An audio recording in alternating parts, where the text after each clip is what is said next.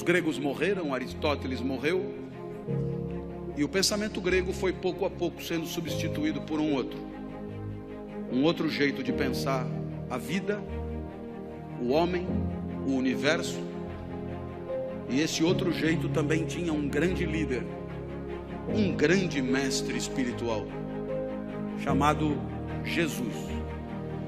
Jesus nasceu em Nazaré, 350 anos depois de Aristóteles. Aristóteles, você sabe, era grego, estudou na academia de Platão. Jesus era judeu e se formou no judaísmo. Aristóteles tornou-se um subversivo na academia. Jesus tornou-se um subversivo no judaísmo. Jesus disse coisas que ninguém tinha dito antes. E Jesus, grande sábio que era, respondeu à nossa pergunta: o que a vida tem que ter para valer a pena? E a resposta de Jesus é impactante até hoje. Por mais que vivamos numa sociedade de cultura cristã, a resposta de Jesus, quando anunciada com clareza, produz extraordinário impacto nos espíritos de quem ouve. O filé mignon da vida, a vida que de fato vale a pena, é a vida assumidamente dedicada ao outro. Isso é absolutamente incrível, sobretudo para nós, acostumados a ouvir que o sucesso da nossa vida tem a ver com o nosso próprio ganho, com a nossa própria riqueza, com o nosso próprio conforto, com o nosso próprio poder. Jesus dirá mais ou menos o contrário. O filé mignon da vida, aquilo que fará de você um vivente feliz, é a entrega, é proporcionar, é alavancar, é permitir que o outro viva melhor do que viveria se você não existisse, é permitir que o outro sorria o sorriso que se você não fosse, ele não sorriria, é permitir que o outro sinta a alegria que se você não estivesse, ele não sentiria. E aí sim, você terá vivido vida boa, vida que valeu a pena. Lição de Jesus. Bem, os exemplos podem ir ao infinito. Basta que alguém que você ame fique doente, para que você gaste num único cheque tudo que tinha guardado para si. E aí você descobre rápido o que vale mesmo na hora de viver. A minha filha Natália é a mais nova dos meus filhos, tem 13 anos hoje.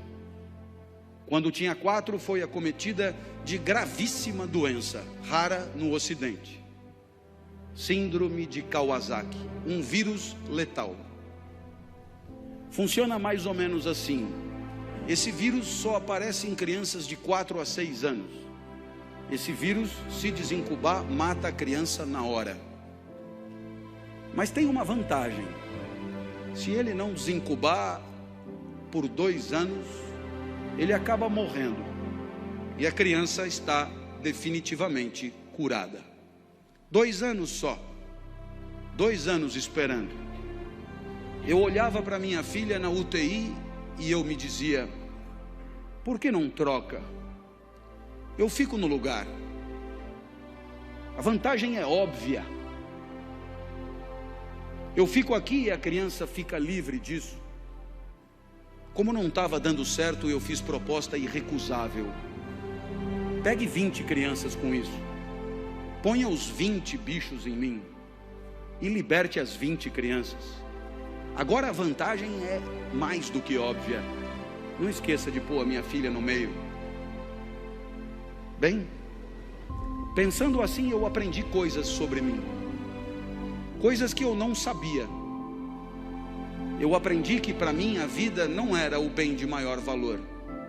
Continuar vivo não era o mais importante. Porque se fosse o mais importante, eu não trocaria. Se fosse o mais importante, eu jamais faria aquela proposta. Então naquele momento eu aprendi que havia alguma coisa que valia mais do que continuar vivo. Eu aprendi então a maior lição de Jesus de Nazaré. A maior lição. O que mais vale na vida, o filé mignon da vida. Eu aprendi que o amor vale mais do que a própria vida. Por isso propunha a troca.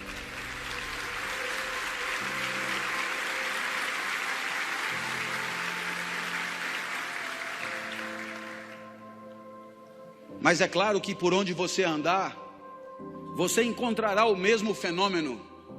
Pessoas desesperadas lutando para diminuir o sofrimento de quem sofre. Na Boate Kiss em Santa Maria, nos desmoronamentos em Petrópolis e Teresópolis, nos incêndios em São Paulo, pessoas completamente despreparadas se atiravam no perigo em nome da proteção da vida alheia. Você encontra isso por onde você andar.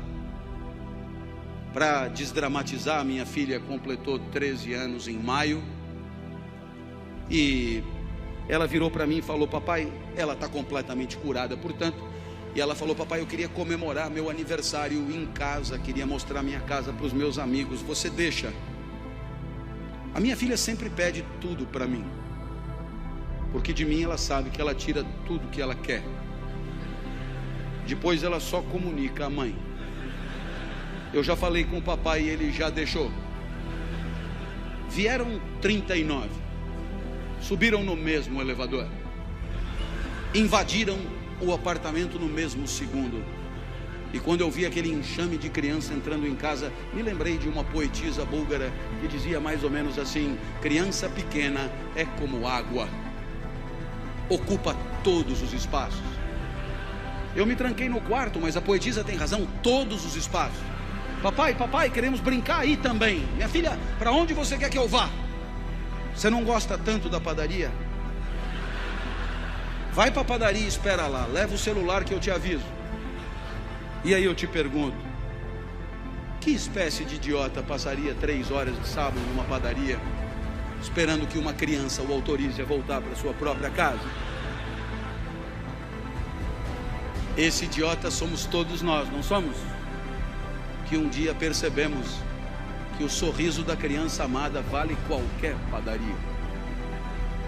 Minha filha me autorizou a voltar, e quando eu cheguei em casa, porque ela é muito legal, ela virou para mim e disse: papai, muito obrigado por ter deixado, eu me diverti muito. Eu sou emotivo, rapidamente as lágrimas brotam, e ela continuou então inapelável. Eu queria te dizer mais uma coisa. Eu adoro ser sua filha. Nossa, eu para ouvir aquilo passaria uma semana na padaria. Eu acho que eu abriria uma padaria. Nesse momento você poderia imaginar que o exemplo de Jesus encontra abrigo em situações de afetos familiares. E você poderia imaginar que aqui é trabalho, evento profissional, competidores à flor da pele, com sangue no olho e faca nos dentes. A lição de Jesus não encontraria lugar aqui. Eu tendo a discordar. Há 30 anos, como professor universitário, me perguntam por que escolhi essa profissão. E eu costumo brincar dizendo que Jesus explica. Porque se a vida boa é a vida dedicada aos outros, se o filé mignon da vida é a vida onde cada jaula e cada caloria é destinada a alegrar quem está na frente, se a vida boa é a vida em que o outro e o seu desabrochar são o maior valor, admita que a minha profissão é imbatível. Tudo é pelo aluno, é para o aluno, em função do aluno. É o aluno que aprende, é o aluno que se forma, é o aluno que se capacita, é o aluno que se prepara, é o aluno que se posiciona no mercado, é o aluno que volta para você depois que está trabalhando para continuar estudando. Tudo é por ele, cada aula preparada, cada livro escrito, cada ensinamento dado é para que ele possa pensar melhor e viver melhor. Nada volta, nem salário tem. É evidente que é pelo aluno. Mas eu falo do professor a título de exemplo. Todas as demais profissões podem ser assim. Quando o médico volta para casa tarde, às 4 da manhã, é acordado. Ao se levantar, ele talvez ganhe mais do que o professor, mas não é por causa disso que ele levanta. Nem ele, nem o dentista, nem o advogado, nem o psicólogo, nem ninguém. E aí eu costumo dizer, disse até uma vez num evento de mídia que depois na internet atravessou o país, que trabalhar é quebrar o galho de alguém. Trabalhar é quebrar o galho de alguém com conhecimento de causa. Trabalhar é quebrar o galho de alguém com formação. Trabalhar é quebrar o galho de alguém com método, com expertise, com protocolo. Mas trabalhar é, antes de tudo, quebrar o galho de alguém.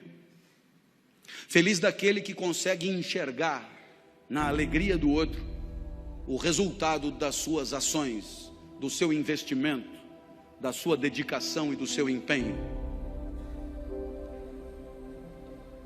E é evidente que alguém como você, que trabalha com um valor maior de felicidade, que é a segurança, é evidente que alguém como você tem claro no seu espírito que se você se empenha por progredir, por ampliar seus negócios, por servir ao maior número de pessoas, muito antes do que pensar no próprio enriquecimento, muito antes de pensar no próprio acúmulo de recursos, muito antes de pensar na própria fatia de mercado, muito antes de pensar em si, você sabe o quão bem você faz às pessoas que bateram a sua porta. Você sabe o quanto as pessoas confiaram em você para bater a sua porta. Você sabe o quanto as pessoas que não dominam o setor como você domina, confiaram em você para entregar a você a segurança daqueles que ela mais ama, seu maior tesouro, seu bem mais precioso. E você enxerga isso, entende a responsabilidade que é a sua, e sabe que a tua maior responsabilidade não está na simples ampliação dos teus negócios, mas está na proteção daqueles que acreditaram em você, na proteção daqueles que em situação de não defesa, de situação de insegurança, vieram bater a porta e confiaram nos serviços que oferecem. Portanto, você entende que só isso dará a você a dimensão do sentido do trabalho, o sorriso do outro, muitos outros, mas muitos outros, famílias inteiras, enorme quantidade de gente que sorri um pouco mais, por se sentir um pouco mais seguro. Aí está o sentido do seu trabalho. O resto é tabela, números, gráficos, de frieza impiedosa, e que pouco ou nada justificariam o seu empenho extra, a sua dedicação extra, porque é exatamente olhando no olho daqueles que confiam em você que você se sente importante, e não contribuindo com números frios e porcentagens que nelas mesmas nada querem dizer. Essa é a lição de Jesus de Nazaré. Até porque você um dia vai perceber que não precisa jantar 5 vezes na mesma noite. Jante só 4. Vai fazer bem para você. E você terá gente feliz do lado, gente que não ia comer, te fazendo companhia. Uma homenagem a Jesus, segundo o sábio do nosso encontro.